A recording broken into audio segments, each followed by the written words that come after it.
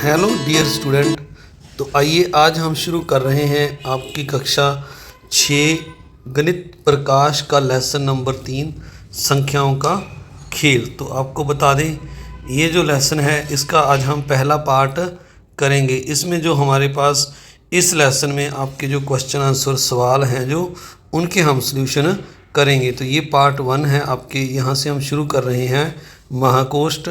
तो इसमें ये जो सम दिए हुए हैं आपके 1 2 3 4 5 57 नंबर पेज पर, फिर अगले पेज पर ये 5 सम यहाँ दिए हैं 10 तक 58 नंबर पेज तक। तो ये सम हम करेंगे। तो सबसे पहले सम नंबर 1 में यहाँ लिखा हुआ है, नीचे दी गई सारणी में महाकोष्ठ को रंगीन या चिन्हित कीजिए।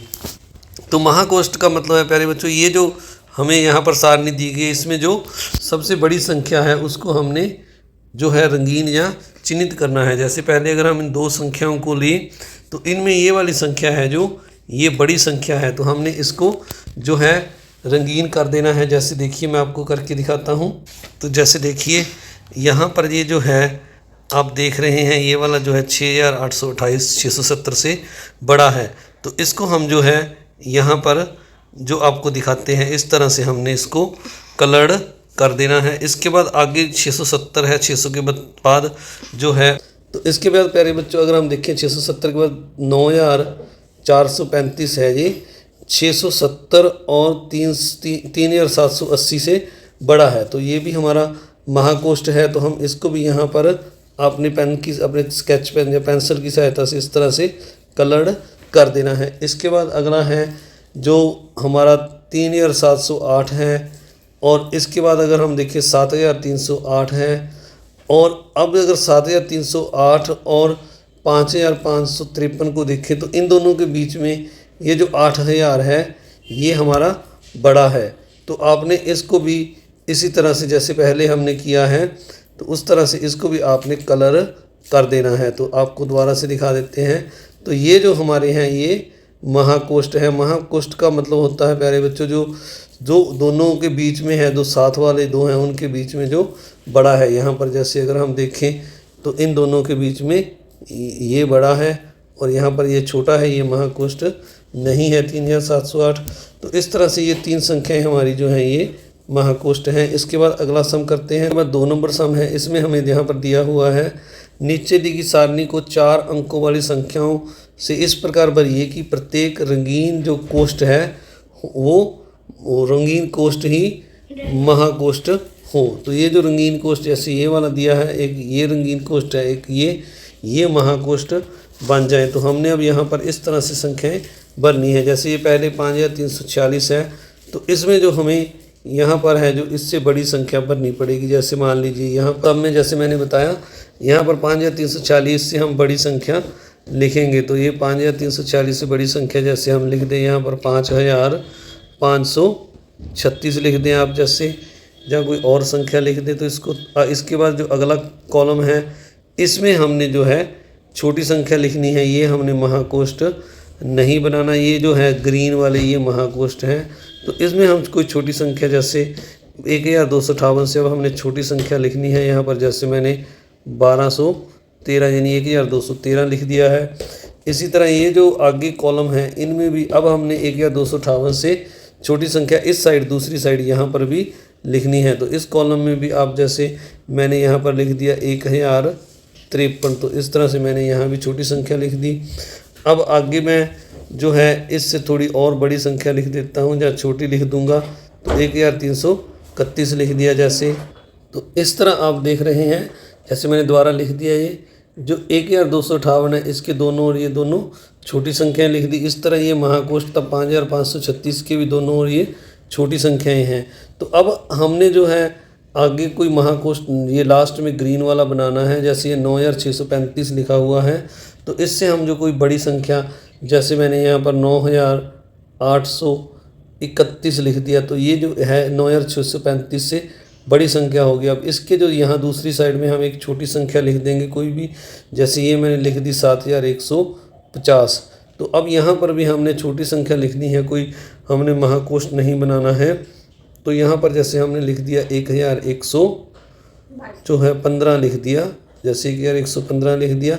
तो ये जो है छोटी है, ये 7150 भी जो है इसके इस तरफ छोटी है, इस तरफ बड़ी है, तो ये भी महाकोष्ठ नहीं बनेगा।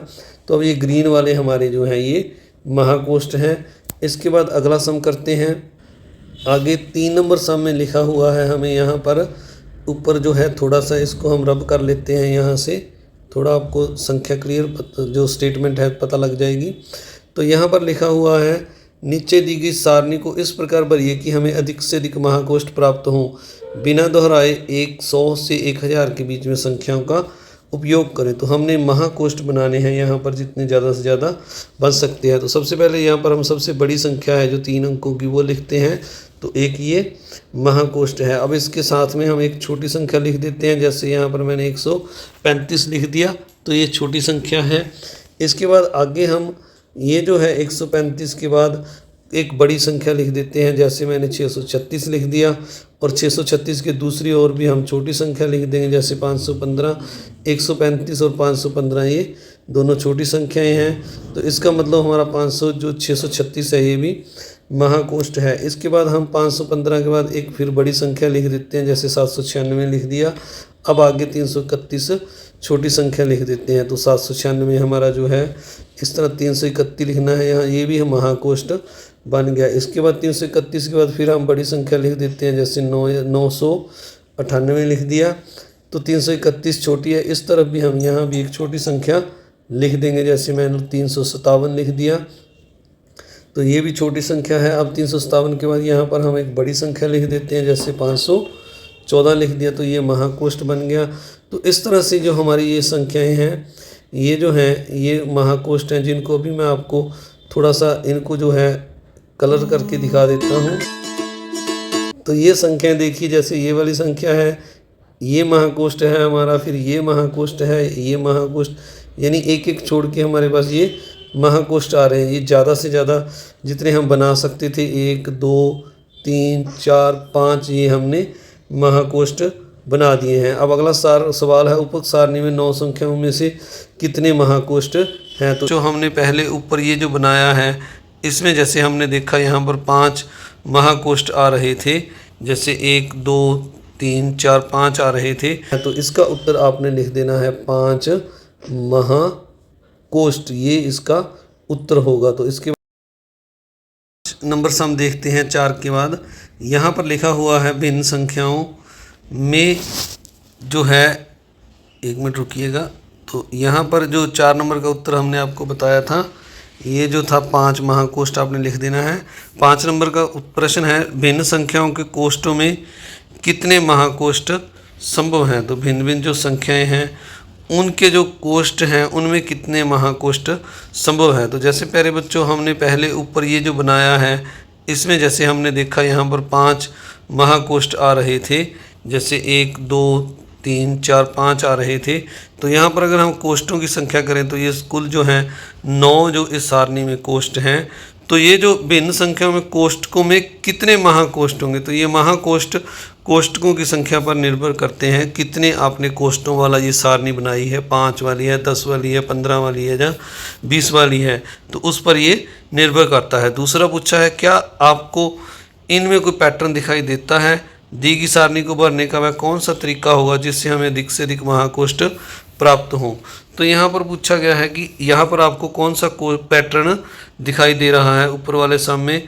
तो अगर हम पैटर्न की बात करें तो यहाँ पर एक संख्या है, जैसे ये पहली संख्या है, इसके बाद जो दूसरा महाकोष्ठ है ये इसके दोनों ओर ये 2 छोटी संख्याएं हैं। इसके बाद अगला जो 796 महाकोष्ठ है इसके दोनों ओर भी 2 छोटी संख्याएं हैं। फिर 998 है, इसके दोनों ओर भी इसी तरह आगे है जो 514, तो इसके भी दोनों ओर अगर देखें तो एक और यहाँ है, अगर ये होता तो यहाँ पर भी ये संख्या छोटी होती क्योंकि ये महाकोष्ठ है। तो इनको हम ये कह सकते हैं, जी हमें पूछा गया है कि अधिक से अधिक महाकोष्ठ प्राप्त हो, ढूंढिए और अपनी योजना को साझा कीजिए। तो आपके साथ ये योजना है जो हमने कॉपी पर लिखकर आपको बता रहे हैं, आप इसको देखिएगा। तो ये यहाँ पर 5 नंबर का मैंने आपके लिए उत्तर लिखा है, यह कोष्ठकों की संख्या पर निर्भर करता है। जो पहला प्रश्न पूछा था भी कितने महाकोष्ठ होंगे, फिर दूसरे प्रश्न का उत्तर है हाँ 7 वाले कोष्ठ के बीच वाली संख्या उन दोनों से बड़ी होती है। जो दूसरा प्रश्न पूछा था उसका जवाब है जी। और तीसरा पूछा था अभी पैटर्न कौन सा है, तो पहले और अंतरिम कोष्ठ में बड़ी संख्या भर के हमें अधिक से अधिक महाकोष्ठ प्राप्त हो सकते हैं। तो ये जो है अंतिम सम था, ये जो पैटर्न है प्यारे बच्चों, ये इसका जो अगला दूसरा तीसरा पार्ट था उसका उत्तर है। जो पैटर्न था वो ये है कि उन दो कोष्ठ साथ वाले कोष्ठों के बीच वाली संख्या उन दोनों से बड़ी है। यानी 3 कोष्ठ अगर हम देखें तो जो जो बीच वाला कोष्ठ है उसकी संख्या बड़ी है, साइड वालों दोनों की फिर छोटी है। और ये जो पूछा अंतिम पहले और अंतिम कोष्ठ में बड़ी संख्या भर के हमें अधिक से अधिक महाकोष्ठ प्राप्त हो सकते हैं। तो इस तरह हम ज़्यादा से ज़्यादा महाकोष्ठ प्राप्त कर सकते हैं। आइए अगला 6 नंबर सम करते हैं। 6 नंबर सम में हमें पूछा गया है, क्या आप संख्याओं को बिना दोहराए एक रिक्त महाकोष्ठ सारणी को इस प्रकार भर सकते हैं कि उसमें कोई महाकोष्ठ ना हो, क्यों या क्यों नहीं? तो इसका जवाब नहीं होगा, क्योंकि प्यारे बच्चों अगर हम देखें यहाँ कहा गया है कि आप संख्याओं को बिना दोहराए, तो जैसे मान लीजिए यह मैंने यहाँ पर एक जो आपके लिए ये सारणी बना रहा हूँ यहाँ पर, तो 1 2 3 4, तो आगे और लिख लेते हैं 5 6 7, जैसे मैंने ये लिख लिए हैं। तो अगर हम यहाँ पर देखें तो यहाँ पूछा गया है कि बिना दोहराए आप संख्याओं को बिना दोहराए, मान लीजिए मैं 2 से यहाँ शुरू कर रहा हूँ, 2 3 4 5 6 7 8 9, तो ये मैंने संख्याएं लिख ली हैं। तो इनमें पूछा है कि उसमें कोई भी महाकोष्ठ ना हो। तो अगर हम देखें तो यहाँ पर हमें कोई भी महाकोष्ठ प्राप्त नहीं हो रहा है। जैसे अगर देखें हम 3 है जो बीच वाली संख्या ये, तो ये जो है महाकोष्ठ नहीं है, क्योंकि इसके साइड में यहाँ 2 छोटा है और यहाँ 4 बड़ा है। तो आगे अगर देखें 4 को देखें तो 4 के इस साइड में ये 3 छोटा है, इस तरफ ये 5 बड़ा है। अगर हम 5 को देखें तो इसी तरह 5 के इस साइड में छोटा है, इस साइड में बड़ा है 6। अगर 6 को देखें, 6 के इस साइड में 7 बड़ा है और इस साइड में 5 छोटा है। तो इस तरह यहाँ पर अगर 7 को देखें तो इस तरफ बड़ा है 8 और इस तरफ 6 छोटा है। इस तरह 8 के इस तरफ देखें हम तो ये 7 छोटा है, और अगर हम दूसरी साइड में देखें तो 9 बड़ा है। इस तरह अगर हम देखें तो यहाँ पर कोई भी महाकोष्ठ नहीं बन रहा, परंतु ये अंतिम 9 है, ये महाकोष्ठ है। तो इस तरह से हम यहाँ पर लिख सकते हैं। तो इस तरह 9 जो है ये बड़ा है, ये महाकोष्ठ है। तो इस तरह हम कह सकते हैं। नहीं, अगर हम अंकों को बढ़ते क्रम में, जैसे मैंने ये लिखा, तो क्रम में लिखें तो हमें एक अंतिम संख्या महाकोष्ठ प्राप्त होता है। एक उदाहरण और आपको लेकर दिखाते हैं। तो जैसे यहाँ पर मैंने एक उदाहरण ली है, 21 22 23 24 25 26, ये बढ़ते क्रम में है। तो उसी तरह कोई भी यहाँ पर महाकोष्ठ नहीं, ये अंतिम संख्या जो है ये महाकोष्ठ है। अगर 22 को देखें तो इस तरफ 21 छोटा है और इस तरफ 23 बड़ा है। 22 के बाद 23 को देखें तो इस तरफ 22 छोटा है, 24 बड़ा है। फिर 24 को देखें तो इस तरफ 25 बड़ा है, परंतु इस तरफ 23 छोटा है। इस तरह 25 के इस तरफ छोटा है 24, और 26 इस तरफ बड़ा है। तो 26 जो बड़ी संख्या है ये एक महाकोष्ठ है। तो आपने लिख देना नहीं, अगर हम अंकों को बढ़ते हुए क्रम में लिखें तो भी हमें एक अंतिम संख्या महाकोष्ठ तो प्राप्त होता ही है। जैसे ये उदाहरण आपने बना देनी है। इसके बाद 7 नंबर सम है। तो 7 नंबर सम में हमें पूछा गया है, क्या एक सारणी में सबसे बड़ी संख्या वाला कोष्ठ हमेशा महाकोष्ठ होगा? क्या एक सारणी में सबसे छोटी संख्या वाला कोष्ठ एक महाकोष्ठ हो सकता है, क्यों या क्यों नहीं? तो सबसे पहले ये जो पहला सम है यहाँ पर पूछा है, जो बड़ी संख्या होगी वो हमेशा महाकोष्ठ होगा। तो इसका उत्तर हाँ होगा। जैसे हमने पीछे सारणियों में देखा, जो बड़ी संख्या होती है वो महाकोष्ठ होती है। इसके बाद दूसरा जो पार्ट इसका है, इसमें हमें ये पूछा है, क्या एक सारणी में सबसे छोटी संख्या वाला कोष्ठ एक महाकोष्ठ हो सकता है? तो ये नहीं होगा, क्योंकि जो सबसे छोटी संख्या होगी वो महाकोष्ठ नहीं होता है। जो बड़ी संख्या होती है छोटी से, वही महाकोष्ठ बनता है। तो आइए आपको इसका उत्तर लिखना बताते हैं, आपने किस तरह से लिखना है।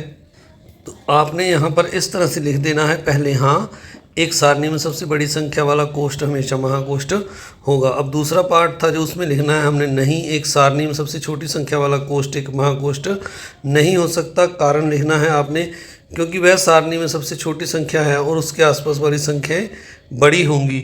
तो इस कारण से जो सबसे छोटी संख्या है वह महाकोष्ठ नहीं होगी। तो ये इस तरह आपने इसका उत्तर लिखना है।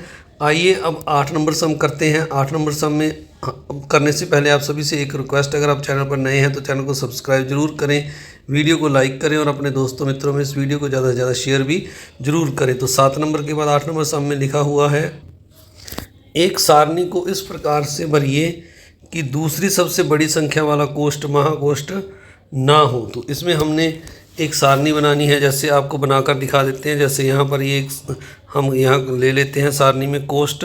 तो इसमें ये कहा गया है कि जैसे हमने एक संख्या ली, इसमें इस प्रकार भरिए कि दूसरी सबसे बड़ी संख्या वाला कोष्ठ महाकोष्ठ ना हो। तो यहाँ पर कहा गया है जो कोष्ठ है, दूसरी जो सबसे बड़ी संख्या होगी, जैसे मान लीजिए मैं यहाँ से लिखना शुरू कर देता हूँ 6, 7, 8, 9, 10, 11। तो अब जो दूसरी सबसे बड़ी संख्या अगर इसमें हम देखें तो ये 10 है।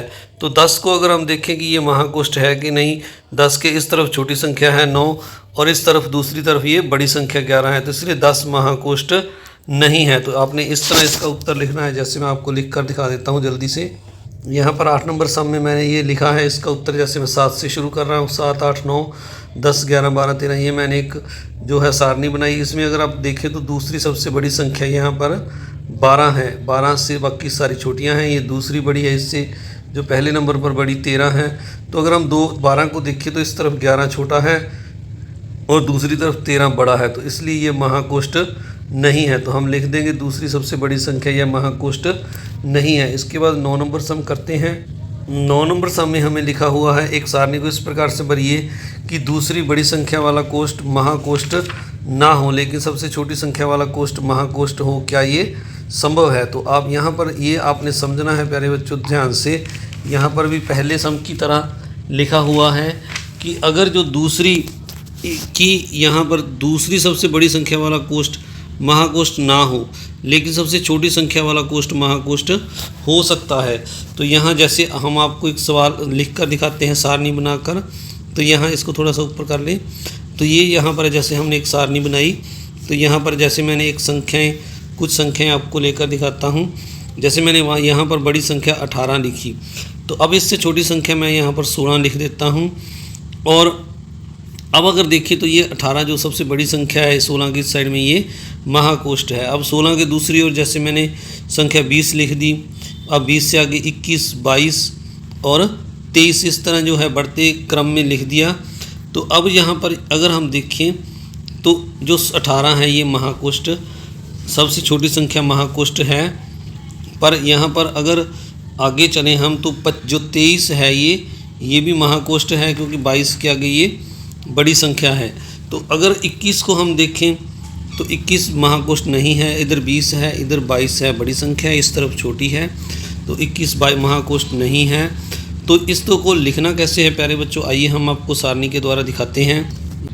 तो हमसे ये पूछा गया है प्यारे बच्चों कि इसमें जो दूसरी सबसे बड़ी संख्या वाला कोष्ठ है, अगर हम देखें तो इनमें जो सभी सारी संख्याएं जो मैंने लिखी हैं, पहले 19 लिखा, ये एक महाकोष्ठ है। फिर हमने इसके बाद छोटी संख्या लिख दी जो महाकोष्ठ नहीं है। अब आगे 21, 22, 23, 24, 25 तरह लिखा। तो अगर हम देखें 19 के बाद जो है आगे 17, 21, 22, 23, 24, 25 है, तो इनमें 25 महाकोष्ठ है। और 25 से ये जो छोटी संख्या है 24, ये महाकोष्ठ नहीं है, यानी ये दूसरी सबसे बड़ी संख्या है पर ये महाकोष्ठ नहीं है। सामने भी हमसे यही पूछा गया था कि दूसरी सबसे बड़ी संख्या वाला कोष्ठ महाकोष्ठ ना हो, तो ये दूसरी सबसे बड़ी संख्या है, ये महाकोष्ठ नहीं है। आगे लिखा था दूसरी सबसे छोटी संख्या वाला कोष्ठ। तो अब अगर देखें 19 जो है 17 के बाद दूसरी सबसे छोटी संख्या है इस सारणी में, ये महाकोष्ठ है। तो इस तरह आपने इस सम को करना है। आगे आइए अब 20 नंबर सम करते हैं, 10 नंबर सम करते हैं। अब आगे 10 नंबर पहेली है। अब 10 नंबर सम में लिखा है, इस पहेली के अन्य रूप बनाइए और अपने सहपाठियों को चुनौती दीजिए। तो प्यारे बच्चों, जिस तरह हमने ये जो महाकोष्ठ कोष्ठ वाली ये सारणियाँ बनाई हैं, इस तरह आप भी अपने मित्रों की सहायता से और अपने मित्रों को चुनौती देने वाली जो हैं अन्य वर्ग पहेलियाँ, ये पहेलियाँ बनाइए इस तरह की, और मुझे कमेंट बॉक्स में बताइए। तो आप सभी का इस वीडियो को देखने के लिए बहुत बहुत धन्यवाद। चैनल पर नए हैं तो सब्सक्राइब जरूर कर दें, वीडियो को लाइक करें और अपने दोस्तों मित्रों में शेयर भी जरूर करें। Thank you very much.